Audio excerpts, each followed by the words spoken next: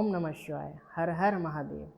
प्रिय श्रोतागणों, यह कथा रुद्र संहिता चतुर्थ कुमार खंड से ली गई है। पार्वती का अपनी मैल से गणेश को उत्पन्न करके द्वारपाल पद पर नियुक्त करना, गणेश द्वारा शिव जी के रोके जाने पर उनका शिव गणों के साथ भयंकर संग्राम, शिव जी द्वारा गणेश का सिर छेदन, कुपित हुई शिवा का शक्तियों को उत्पन्न करना और उनके द्वारा प्रलय मचाया जाना, देवताओं और ऋषियों का श्वेतन द्वारा पार्वती को प्रसन्न करना, उनके द्वारा पुत्र को जिलाए जाने की बात कही जाने पर शिवजी के आज्ञा अनुसार हाथी का सिर लाया जाना और उसे गणेश के धड़ से जोड़कर उन्हें जीवित करना। प्रिय श्रोतागणों, आज इस कथा में हम जानेंगे गणेश किस प्रकार उत्पन्न हुए। ब्रह्मा जी कहते हैं, तारकारी कुमार के उत्तम एवं अद्भुत वृत्तांत को सुनकर नारद जी बड़ी प्रसन्नता हुई। उन्होंने पुनः प्रेम पूर्वक ब्रह्मा जी से पूछा। नारद जी बोले, देव, आप तो शिव संबंधी ज्ञान के अथाह सागर हैं। प्रजानाथ, मैंने स्वामी कार्तिकेय के सद्वृत्तांतों को, जो अमृत से भी उत्तम है, सुन लिया। अब गणेश का उत्तम चरित्र सुनना चाहता हूँ। आप उनका जन्म वृत्तांत तथा दिव्य चरित्र, जो संपूर्ण मंगलों के लिए भी मंगल स्वरूप है, वर्णन कीजिए। सूत जी कहते हैं, हे महामुनि, नारद का ऐसा वचन सुनकर ब्रह्मा जी का मन हर्ष से गदगद हो गया। वे शिवाजी का स्मरण करके बोले। ब्रह्मा जी ने कहा, नारद, पहले जो मैंने विधि पूर्वक गणेश की उत्पत्ति का वर्णन किया था, शनि की दृष्टि पड़ने से गणेश का मस्तक कट गया था, तब उस पर हाथी का मुख लगा दिया गया था, वह कल्पांतर की कथा है। अब श्वेत कल्प में घटित हुई गणेश जी की जन्म कथा का वर्णन करता हूँ, जिसमें कृपालु शंकर ही उनका मस्तक काट लिया था। मुने, इस विषय में तुम्हें संदेह नहीं करना चाहिए, क्योंकि भगवान शंभु कल्याणकारी सृष्टिकर्ता और सबके स्वामी हैं। वे ही सगुण और वे ही निर्गुण भी हैं। उन्हीं की लीला से सारे विश्व की सृष्टि, रक्षा और विनाश होता है। मुनि श्रेष्ठ, अब प्रस्तुत विषय को आदरपूर्वक श्रवण करो। एक समय पार्वती जी की जया विजया नाम वाली सखियाँ उनके पास आकर विचार करने लगीं। हे सखी, सभी गण रुद्र के ही हैं। नंदी, भृंगी आदि जो हमारे हैं, वे भी शिव के ही आज्ञा पालन में तत्पर रहते हैं। जो असंख्या प्रथम गण हैं, उनमें भी हमारा कोई नहीं है। वे सभी शिव ज्ञान परायण होकर द्वार पर खड़े रहते हैं। यद्यपि वे सभी हमारे भी हैं, तथापि उनसे हमारा मन नहीं मिलता। अतः पाप रहित आपको भी हमारे लिए एक गण की रचना करनी चाहिए। अब ब्रह्मा जी कहते हैं, मुने, जब सखियों ने पार्वती जी से ऐसा सुंदर वचन कहा, तब उन्होंने उसे हितकारक माना और वैसा करने का विचार भी किया। तदंतर किसी समय जब पार्वती जी स्नान कर रही थीं, तब सदाशिव नंदी को डरा धमकाकर घर के भीतर चले आए। शंकर जी को आता देखकर स्नान करती हुई जगत जननी माता पार्वती उठ खड़ी हुई। उस समय उनको बड़ी लज्जा आई। वे आश्चर्यचकित हो गईं और उस अवसर पर उन्होंने सखियों के वचन को हितकारक तथा सुखप्रद माना।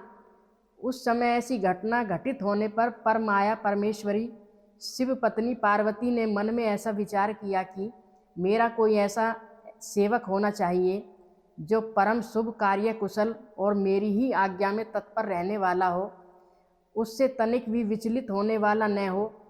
यों विचार कर पार्वती ने अपने शरीर की मैल से एक ऐसे चेतन पुरुष का निर्माण किया जो संपूर्ण शुभ लक्षणों से संयुक्त था। उसके सभी अंग सुंदर एवं दोष रहित थे। उसका वह शरीर विशाल, परम शोभमान और महान बल पराक्रम से संपन्न था। देवी ने उसे अनेक प्रकार के वस्त्र, नाना प्रकार के आभूषण और बहुत सा उत्तम आशीर्वाद देकर कहा, तुम मेरे पुत्र हो, मेरे अपने ही हो। तुम्हारे सामने प्यारा मेरा यहाँ कोई दूसरा नहीं है। पार्वती का ऐसा कहने पर वह पुरुष उन्हें नमस्कार करके बोला। गणेश ने कहा, माँ, आज आपको कौन सा कार्य आ पड़ा है? मैं आपके कथा अनुसार उसे पूर्ण करूँगा। गणेश के यों पूछने पर पार्वती अपने पुत्र को उत्तर देते हुए बोली। पार्वती ने कहा, हे तात, तुम मेरे पुत्र हो, मेरे अपने हो, अतः तुम मेरी बात सुनो। आज से तुम मेरे द्वारपाल हो जाओ। सतपुत्र, मेरी आज्ञा के बिना कोई भी हठपूर्वक मेरे महल के भीतर प्रवेश न करने पाए, चाहे वह कहीं से भी आए, कोई भी हो। बेटा, यह मैंने तुमसे बिल्कुल सत्य बात कही है। अब ब्रह्मा जी कहते हैं, मुने यों कहकर पार्वती ने गणेश के हाथ में एक सदृढ़ छड़ी दे दी। उस समय उनके सुंदर रूप को निहार कर पार्वती हर्षमगन हो गई। उन्होंने परम प्रेम पूर्वक अपने पुत्र का मुख चूमा और कृपावश जो छाती से लगा लिया। फिर दंडधारी गणराज को अपने द्वार पर स्थापित कर दिया। बेटा नारद तदंतर पार्वती नंदन महावीर गणेश पार्वती की हित कामना से हाथ में छड़ी लेकर गृह द्वार पर पहरा देने लगे। उधर शिवा अपने पुत्र गणेश को अपने दरवाजे पर नियुक्त करके स्वयं सखियों के साथ स्नान करने लगी। मुनि श्रेष्ठ, इसी समय भगवान शिव, जो परम कौतुकी तथा नाना प्रकार की लीलाएं रचने में निपुण हैं, द्वार पर आ पहुँचे और गणेश ने पार्वती पति को पहचानते तो थे नहीं, अतः बोल उठे, हे देव, माता की आज्ञा के बिना तुम अभी भीतर न जाओ। माता स्नान करने बैठ गई हैं, तुम कहाँ जाना चाहते हो? इस समय यहाँ से हट जाओ। यों कहकर गणेश ने उन्हें रोकने के लिए छड़ी हाथ में ले ली। उन्हें ऐसा करते देख शिवजी बोले, मूर्ख, तू किसे रोक रहा है? दुर्बुद्धि, क्या तू मुझे नहीं जानता? मैं शिव के अतिरिक्त और कोई नहीं हूँ। फिर महेश्वर के गण उसे समझाकर हटाने के लिए वहाँ से आए और गणेश से बोले, सुनो, हम मुख शिवगण ही द्वारपाल हैं और सर्वव्यापी भगवान शंकर की आज्ञा से तुम्हें हटाने के लिए यहाँ आए हैं। तुम्हें भी गण समझकर हम लोगों ने मारा नहीं है, अन्यथा तुम कब के मारे गए होते। अब कुशल इसी में है कि तुम स्वयं ही दूर हट जाओ, क्योंकि व्यर्थ अपनी मृत्यु बुला रहे हो। ब्रह्मा जी कहते हैं, मुने यों कहे जाने पर गिरिराज नंदन गणेश निर्भय ही बने रहे। उन्होंने शिवगणों को फटकारा और दरवाजे को नहीं छोड़ा। तब उन सभी शिवगणों ने शिवजी के पास जाकर सारा वृत्तांत उन्हें सुनाया। मुने उनसे सब बातें सुनकर संसार के गति स्वरूप अद्भुत लीला बिहारी महेश्वर अपने उन गणों को डांट कर कहने लगे। महेश्वर ने कहा, गणों, यह कौन है जो इतना उच्छृंखल होकर शत्रु की भांति बक रहा है? इस नवीन द्वारपाल को दूर भगा दो। तुम लोग नपुंसक की तरह खड़े होकर उसका वृत्तांत मुझे क्यों सुना रहे हो? विचित्र लीला रचने वाले अपने स्वामी शंकर के यो कहने पर वे गण पुनः वहीं लौट गए। तदंतर गणेश द्वारा पुनः रोके जाने पर शिवजी ने गणों को आज्ञा दी कि तुम पता लगाओ यह कौन है और क्यों ऐसा कर रहा है। गणों ने पता लगाकर बताया कि ये श्री गिरिराज पुत्र हैं तथा द्वारपाल के रूप में बैठे हैं। तब लीला रूप शंकर ने विचित्र लीला करनी चाहिए तथा अपने गणों का गर्व भी गलित करना चाहा। इसलिए गणों के द्वारा देवताओं को बुलाकर गणेश जी से भीषण युद्ध करवाया, पर वे कोई भी गणेश जी को पराजित न कर सके। तब स्वयं शूलपाणि महेश्वर आए। गणेश जी ने माता के चरणों का स्मरण किया। तब शक्ति ने उन्हें बल प्रदान कर दिया। सभी देवता शिवजी के पक्ष में आ गए। घोर युद्ध हुआ। अनंत गोत्वा स्वयं शूलपाणि महेश्वर आकर त्रिशूल से गणेश जी का सिर काट दिया। जब यह समाचार पार्वती को मिला तब वे क्रुद्ध हो गईं और बहुत सी शक्तियों को उत्पन्न करके उन्होंने बिना विचारे उन्हें प्रलय करने की आज्ञा दे दी। फिर तो शक्तियों के द्वारा प्रलय मचाई जाने लगी।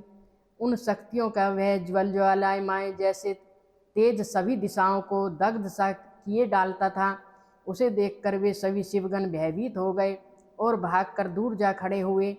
मुने, इसी समय तुम दिव्य दर्शन नारद वहाँ पहुँचे। तुम्हारा वहाँ अनेक अभिप्राय देवगणों को सुख पहुँचाना था।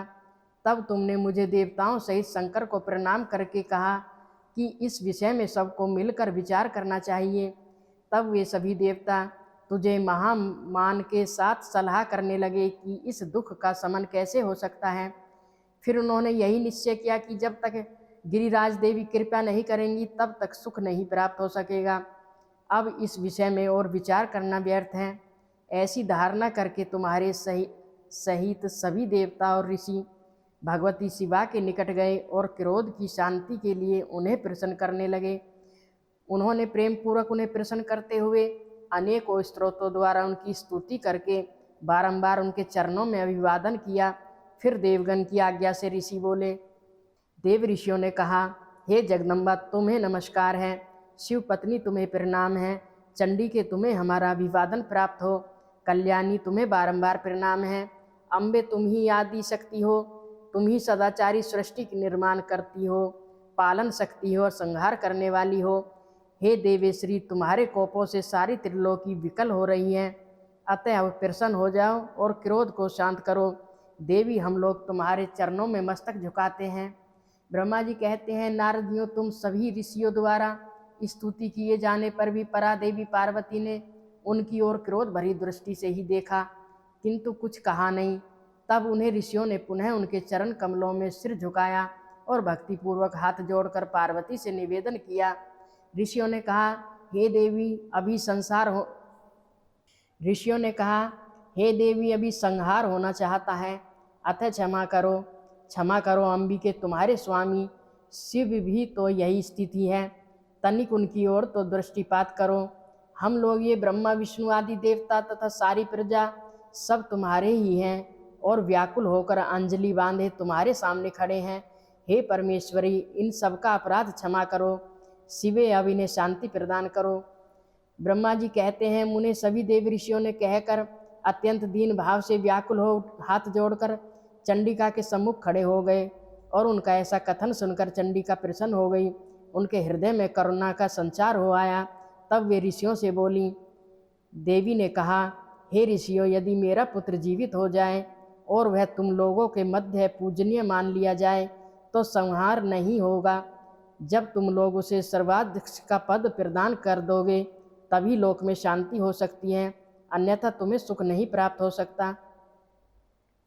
अब ब्रह्मा जी कहते हैं, मुने पार्वती यो कहने पर तुम सभी ऋषियों ने उन देवताओं के पास आकर सारा वृतांत कह सुनाया। उसे सुनकर इंद्र आदि सभी देवताओं के चेहरे पर उदासी छा गई। वे शंकर जी के पास गए और हाथ जोड़कर उनके चरणों में नमस्कार करके सारा समाचार निवेदन कर दिया। देवताओं का कथन सुनकर शिव जी ने कहा, ठीक है, जिस प्रकार सारी त्रिलोकी को सुख मिल सके वही करना चाहिए, अतः अब उत्तर दिशा की ओर जाना चाहिए और जो जीव पहले मिले उसका सिर काटकर उस बालक के शरीर पर जोड़ देना चाहिए। ब्रह्मा जी कहते हैं, मुने तदंतर शिव जी की आज्ञा पालन करने वाले उन देवताओं ने वह सारा कार्य संपन्न किया। उन्होंने उस शिशु शरीर को धो पोंछ कर विधिवत उनकी पूजा की। फिर वे उत्तर दिशा की ओर गए। वहाँ उन्हें पहल एक दांत वाला एक हाथी मिला। उन्होंने उसका सिर लाकर उस शरीर पर जोड़ दिया। हाथी के उस सिर को संयुक्त कर देने के पश्चात सभी देवताओं ने भगवान शिव आदि को प्रणाम करके कहा कि हम लोगों ने अपना काम पूरा कर दिया, अब जो करना शेष है उसे आप लोग पूर्ण करें। ब्रह्मा जी कहते हैं, तब शिव आज्ञा पालन संबंधी देवताओं की बात सुनकर सभी देवों और पार्षदों का महान आनंद हुआ। तत्पश्चात ब्रह्मा विष्णु आदि सभी देवता अपने स्वामी निर्गुण स्वरूप भगवान शंकर को प्रणाम करके बोले, स्वामी आप महात्मा के जिस तेज से हम सभी उत्पन्न हुए हैं, आपका वही तेज वेद मंत्र के अभियोग से इस बालक में प्रवेश करें। इस प्रकार सभी देवताओं ने मिलकर वेद मंत्र द्वारा जल को अभिमंत्रित किया। फिर शिव जी का स्मरण करके उस उत्तम जल को बालक के शरीर पर छिड़क दिया। उस जल का स्पर्श होते ही वह बालक शिव इच्छा से शीघ्र ही चेतना युक्त होकर जीवित हो गया और सोए हुए की तरह उठ बैठा। वह सौभाग्यशाली बालक अत्यंत सुंदर था। उसका मुख हाथी का सा था, शरीर का रंग हरा लाल था, चेहरे पर प्रसन्नता खेल रही थी, उसकी आकृति कामनीय थी और उसकी सुंदर प्रभा फैल रही थी। मुनीश्वर पार्वती नंदन उस बालक को जीवित देखकर वहाँ उपस्थित सभी लोग आनंद मगन हो गए और सारा दुख विलीन हो गया। तब हर्ष विभोर होकर सभी लोगों ने उस बालक को पार्वती जी को दिखाया। अपने पुत्र को जीवित देखकर पार्वती परम प्रसन्न हुई। बोल हर हर महादेव।